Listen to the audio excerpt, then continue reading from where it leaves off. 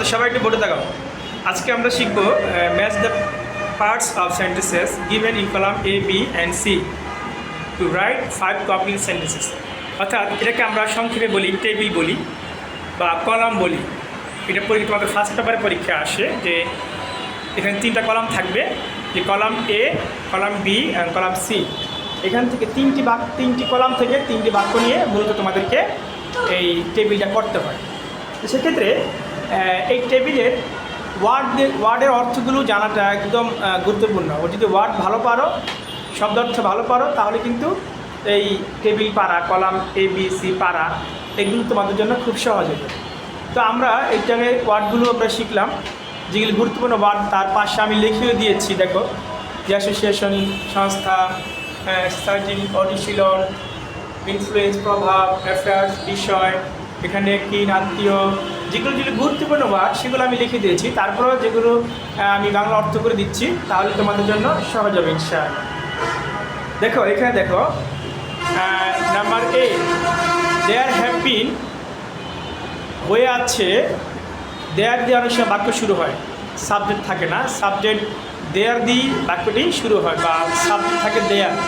দেয়ার have বিন, হয়ে আছে। কি হয়ে আছে? প্রশ্ন করো কি হয়েছে। দেখো এখানে দেখো, সিগনিফিক্যান্ট চেঞ্জেস, গুরুত্বপূর্ণ পরিবর্তন। কি গুরুত্বপূর্ণ পরিবর্তন? In the families in the present age. তার মানে যদি আমরা বলি যেটা এটা 5 নম্বর এখানে 1, আর in the families in the pages এটা 1। তার মানে আমি যদি এভাবে মিলাই যে there have been significant changes in the families in the present age, তার মানে গুরুত্বপূর্ণ পরিবর্তন হয়েছে পরিবারে, বর্তমানে পরিবারের মধ্যে কী হয়ে গেছে? গুরুত্বপূর্ণ পরিবর্তন হয়েছে। এখন আমি বোঝানোর জন্য মূলত এই নাম্বার 1 দিয়েছি, এখানে 5 নম্বর 1 দিয়েছি, 3 নম্বরে আমি 1 দিয়েছি, ঠিক না, 1 দিয়েছি। কিন্তু তোমরা কিন্তু এইভাবে লিখবে না, তোমরা কী করবা? প্রশ্ন তুলবা না, তোমরা এইভাবে লিখে দিবা, there have been significant changes in the families in the present age। তার মানে তোমরা এইভাবে, এই যে 1 নম্বর, তার মানে কি এ নাম্বার আমার 1 নম্বর, এখানে বি কলামে আমার 5 নম্বরটা আমার 1 নম্বর, আর এখানে সি কলামে আমার 3 নম্বরটা 1 নম্বর। তার মানে আমি যখন বুঝতে পারবো যে এটা 1 নম্বর, এটা 1 নম্বর, এটা 1 নম্বর, তখন আমি এই নাম্বারটি, এখানে 5 নম্বরটি, এখানে 3 নম্বরটি দেখে দেখে সিরিয়ালভাবে লিখে দিই, তাহলে আমার কী হয়ে যাবে? টেবিলটা হয়ে যাবে। নাম্বার দেখো, number B, large screen groups. Large screen group, বড় জনের যে গ্রুপ, আত্মীয় স্বজন, লার্জ স্ক্রিন গ্রুপ, গ্রুপ। দেখো বড় আত্মীয় স্বজন, তাহলে আমরা বি বড় আত্মীয় স্বজন পেয়েছি। এবার দেখো যে এখানে দেখো, have been disintegrated and relationship, ভাঙন শুরু হয়ে গেছে। বিভিন্ন বড় বড় পরিবারগুলো, বড় বড় দল, মানে যেখানে বাবা, ভাই, বোন, আত্মীয় স্বজন থাকতো, তারা কী হয়েছে? এখন ভাঙন শুরু হয়ে গেছে, ভাঙন শুরু হয়ে গেছে।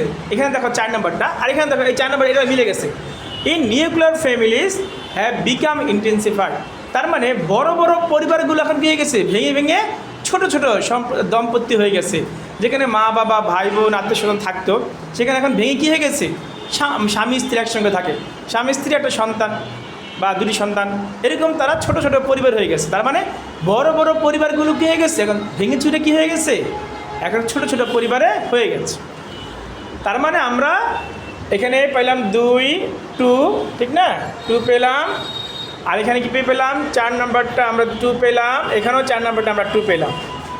তার মানে আমি কিন্তু লিখে দিব, তারপরে লার্জ ফ্যামিলি এইভাবে কী করবো? আমি দেখে দেখে লিখে দিব। জিনিসটা বোঝা গেছে? বুঝতেছো? আচ্ছা, তারপর দেখো number C, there is an increasing, বৃদ্ধি পাচ্ছে। ইনক্রিজিং কী হচ্ছে? বৃদ্ধি পাচ্ছে। কি বৃদ্ধি পাচ্ছে? Association of women with earning, সংস্থা, মহিলাদের টাকার উপার্জনের সংস্থা বৃদ্ধি পাচ্ছে। 5 নম্বর এখানে দেখো and out of home activities. এখন কী হয়ে যাচ্ছে, এই সংস্থার মাধ্যমে মহিলাদের কী হয়ে গেছে, তারা আউট অফ হোম অ্যাক্টিভিটিস মানে পরিবারের বাহিরেও তারা কী করছে, তারা ইনকাম উপার্জন করছে।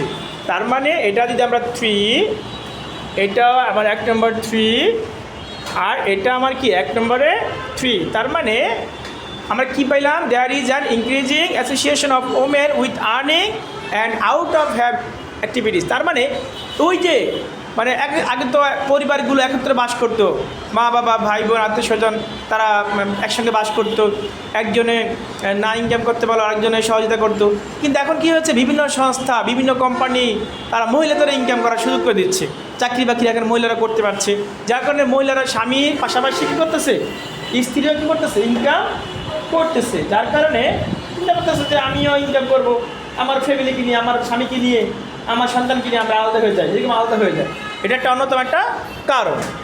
ঠিক আছে, নিশ্চয় বোঝা গেছে। তার মানে এই যে সংস্থাগুলো কী করতেছে, তাদের ইনকামের ব্যবস্থা করে দিচ্ছে। দেখো number D, besides contributing to family income, পরিবারের ইনকাম ছাড়া, আয় ছাড়াও দেখো নাম্বার 2, ওমেন হ্যাভ স্টার্টেড, মহিলারা শুরু করে দিয়েছে বা শুরু করেছে, প্রেজেন্ট পারফেক্ট টেন্স, কী শুরু করে দিয়েছে দেখো, exercising and influence on family affairs, এবং পরিবারের বিষয়গুলোকে কি তারা কী করছে, প্রভাব বিস্তার করতে শুরু করে দিয়েছে।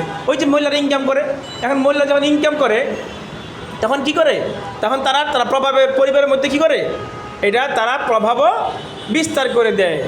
অর্থাৎ মহিলারা যখন ইনকাম করে, চিন্তা করে যে আমি তো ইনকাম করি, তাহলে আমি কী করি, আমি একটু প্রভাব বিস্তার করি, আমিও কী করি, প্রভাবটা বিস্তার করি।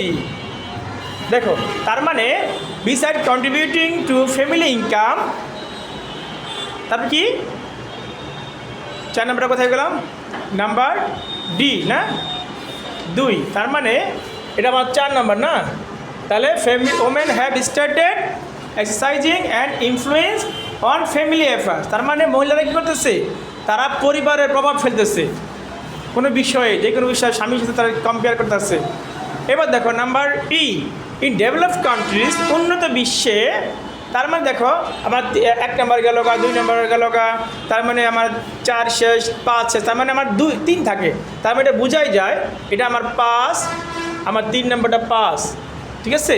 আর এখানে বাকি থাকে কোনটা, 2 নম্বরটা, তার মানে 2 নম্বরটা হলো আমার 5 বা 5। তার মানে দেখো ইন ডেভেলপড কান্ট্রিজ, উন্নত বিশ্বে, household work is shared by both husband and wife. উন্নত বিশ্বে কী করে, যে স্বামী স্ত্রীরা উভয় কী করে, তারা কী করে, একে অপরের সাথে কী করে, উন্নত বিশ্বে পারিবারিক কাজ বা ঘরের কাজ বিভিন্ন বিষয় কি তারা কী করে, একে অপরের সাথে স্বামী স্ত্রী শেয়ার করে। তার মানে তাহলে আমরা এই যে প্যাসেজটা আমরা বা এই যে ইটা আমরা বুঝলাম, টেবিলটা বুঝলাম, এখন তোমরা এইভাবে বুঝে বুঝে অর্থ বুঝে বুঝে তোমরা নিচে নিচে এইভাবে লিখে দিবা, যেভাবে বাক্যটা কী করবা লিখে দিবা। আর এটা তোমাদের আনসার এইভাবে লেখার দরকার নেই, আমি জাস্ট এটা তোমাদের বোঝার জন্য লিখেছি। কিন্তু তোমরা কি করবা, তোমরা সুন্দর করে এইভাবে, এখানেও নাম্বার দেওয়ার দরকার নাই, তোমাদের বোঝানোর জন্য আমি লিখেছি, কিন্তু আনসারটা লিখবে এইভাবে, there have been significant changes in the families in the present days, ঠিক আছে। তারপরে 2 নম্বরটা হচ্ছে লার্জ স্কিন গ্রুপস কি have been disintegrated and relationship, এখানে আছে in nuclear families have become intensified.